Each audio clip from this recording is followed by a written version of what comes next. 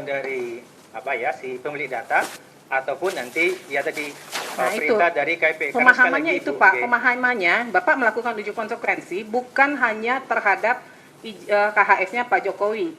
Karena kalau Bapak mengatakan KHS untuk Pak Jokowi dikecualikan, maka secara global untuk siapapun itu menjadi informasi yang dikecualikan.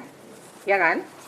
Uji konsekuensi yang Bapak lakukan, kenapa kemudian harus melibatkan masyarakat? Masyarakat akan, Bapak harus kasih dasar-dasarnya apa yang menjadi pertimbangan. KHS ini harus dikecualikan. Ada informasi pribadi. Informasi pribadi apa sih yang terkandung di dalamnya? Kan tadi saya udah bilang, tidak mesti dokumennya Bapak tunjukkan kepada pihak masyarakat. Tapi kemudian dilakukan kajian bersama antara UGM dengan pihak eksternal. Sejauh mana sebuah informasi itu kemudian akan dikecualikan gitu loh. Dampaknya apa? Ibu, kalau misalnya Ibu, saya ada pakar gitu ya. Saya kira pakar itu juga bagian dari masyarakat gitu ya. Nggak bisa Pak, itu kan maka tadi saya tanya pakar ahli hukum ini dari UGM atau bukan? Iya betul. Dari UGM kan? Ya, jadi kan perintah majelis melibatkan, Pak ini perintah majelis loh, kami memerintahkan harusnya melibatkan pihak luar. Gitu loh, kan? Ya, tapi Bapak tidak melakukan. Ya gitu. sekali lagi Bu, kami berangkat dari sikap yang kehati-hatian, yang notabene itu juga Pak, dijamin begini, oleh PDP. Okay. Kemarin harus dihargai yang namanya perintah majelis, ya. Pemahamannya seperti yang sampaikan Ketua Majelis, bukan dokumennya, tapi formula-formula. Misalnya tadi ijazah seperti apa formulanya? Oh, ada nama, ada data. Jadi tidak dokumennya. Kalau melibatkan pihak lain, itu lebih independen, Pak. Terlepas itu punya siapa, baru dikategorikan lagi.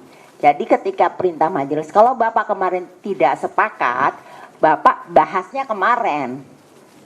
Jadi supaya lebih cepat persidangan hari ini, kita melihat beranggapan pertama Bapak tidak menghargai perintah majelis. Ya kan? Kan tidak harus dokumennya.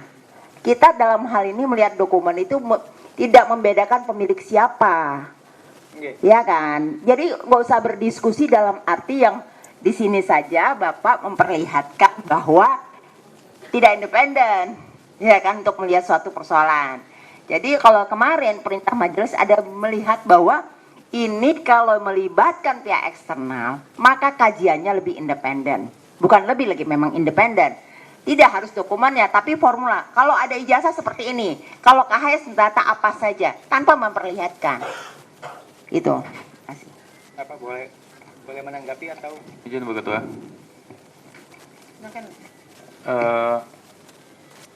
Ini seluruhnya kan berarti dari UGM ya? Iya. Apa saudara? Sebentar. Memohon sebentar ya. Saudara termohon ini berarti seluruhnya dilakukan oleh UGM. Berarti UGM tidak menganggap ada entitas akademik lain selain UGM yang mengerti masalah ini. Bunyi tolong dimatikan ya. Ini UGM berarti tidak menganggap dalam tema KHS atau perlindungan data pribadi atau keterbukaan informasi publik tidak ada pakar dari selain UGM. Saya mau tanya itu dulu. Singkat-singkat aja ya, karena saya masih ada pendalaman lain. Baik, terima kasih anggota majelis. Pada prinsipnya kami tetap menganggap dan kami juga menganggap bahwa pakar dari pakar, ada tidak kepakaran di luar UGM yang bisa memahami soal menurut UGM? Untuk diuji konsekuensi ini tidak ada, tapi kalau untuk secara keseluruhan pasti ada, namun tadi yang disampaikan. Nah, jadi begini, ini ada chauvinisme nih, ya, prestige oriented chauvinis. Jadi kebanggaan seakan-akan yang mengerti tema ini hanya orang-orang UGM. Andaikan teman-teman atau Bapak Ibu di UGM itu mau mempertahankan satu mazhab pemikiran saja, sebenarnya bisa kok.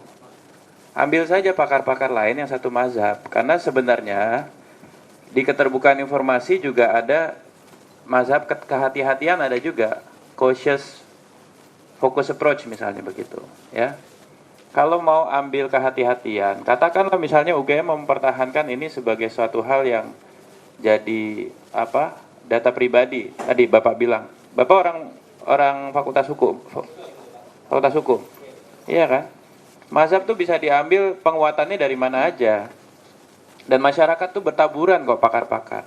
Jadi sebagai sebuah epistemic community, ini masalahnya ada di chauvinisme UGM nih, kalau begini kelihatannya. Jadi majelis memerintahkan melakukan uji konsekuensi sekali lagi, tidak dengan satu pendapat homogen dari UGM. Ini sudah komposisi berlaku untuk semua register aqua, Pak. Gitu. Tapi kalau Bapak menganggap hanya UGM yang mengerti masalah ini masalahnya di UGM keseluruhan berarti. Ini masalah prestige oriented chauvinism. Ini chauvinisme model akademik. Ya, Pak ya. Ini andaikan Bapak mau mempertahankan satu pendapat pun, ambil dari luar UGM, itu perintah majelisnya. Gitu. Sehingga pendapat Bapak itu lebih kuat. Begitu. Ya. Ini saya sudah pakai bahasa yang paling netral. Ya. Bapak mau mempertahankan silakan, tapi komposisinya tidak boleh homogen gitu. Sehingga Bapak tidak dianggap sebagai satu kesatuan korsa, tapi sebagai satu kesatuan pandangan mazhab. Oke, Bapak anggap ini sebagai suatu hal yang harus dikecualikan, nggak apa-apa. Di luar pun banyak pakar-pakar yang bisa membenarkan itu. Gitu loh. Gitu loh Pak, maksudnya. Dan tadi Ibu Ketua Majelis sudah sampaikan, jangan anggap ini sebagai satu case individu. Perlakuan Bapak terhadap semua pemilik dokumen tertentu, informasi tertentu di UGM begini, begitu loh.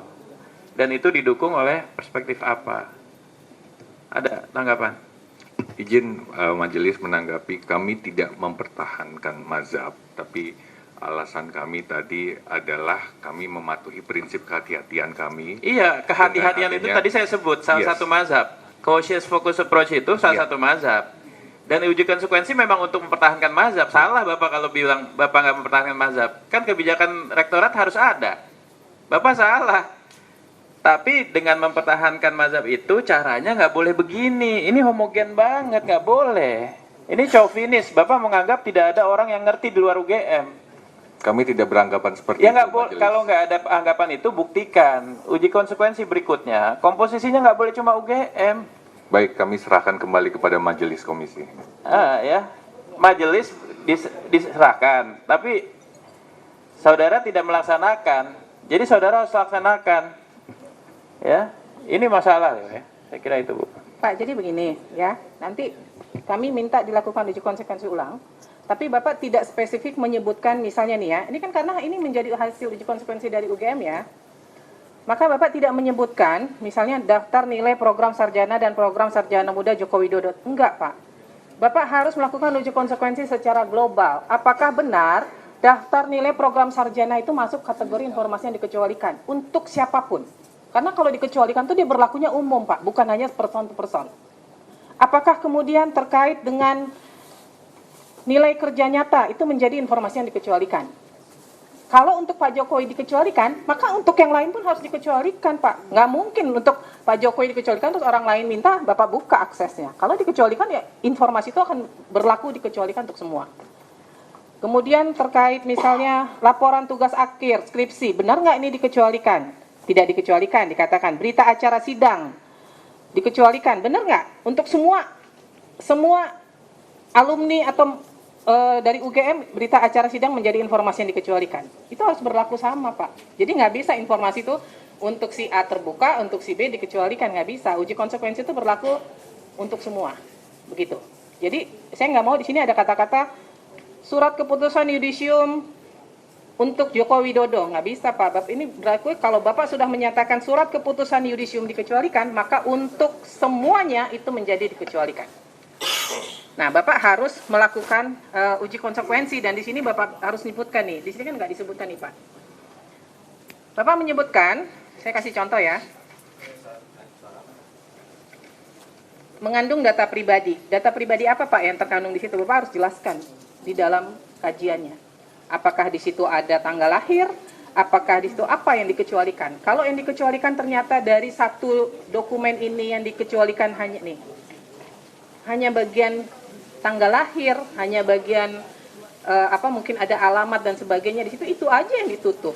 Tidak otomatis informasinya kemudian menjadi dikecualikan semua, Pak. Maka di kajian itu harus jelas apa sih di dokumen atau di informasi itu yang dikecualikan. Di KHS ini apa sih, Pak, yang dikecualikan? Nilai. Selain nilai apa? Nah, kan berarti yang nilainya saja yang ditutup. Bahwa bukti seseorang pernah kuliah di semester 1, semester 2, semester 3 itu kan menjadi informasi publik begitu loh. Ya, jadi itu harus dikaji dengan jelas, Pak, kajiannya. Apa yang masuk dalam kategori dikecualikan itu apa? Ini kan kalau saya baca saya nggak bisa menemukan nih, hanya dibilang data pribadi. Data pribadi apa yang terkandung di KHS? Itu harus ada, Pak. Kalau dibilang menghambat proses penegakan hukum, yang bagaimana begitu? Harus ada jelas kajiannya ya, Pak ya. Kemudian di sini Bapak menyebutkan, saya nggak tahu kalau Bapak melakukan uji konsekuensi terhadap nilai kerja nyata. Padahal yang diminta di sini laporan kuliah kerja nyata. Emang sama ya, Pak ya?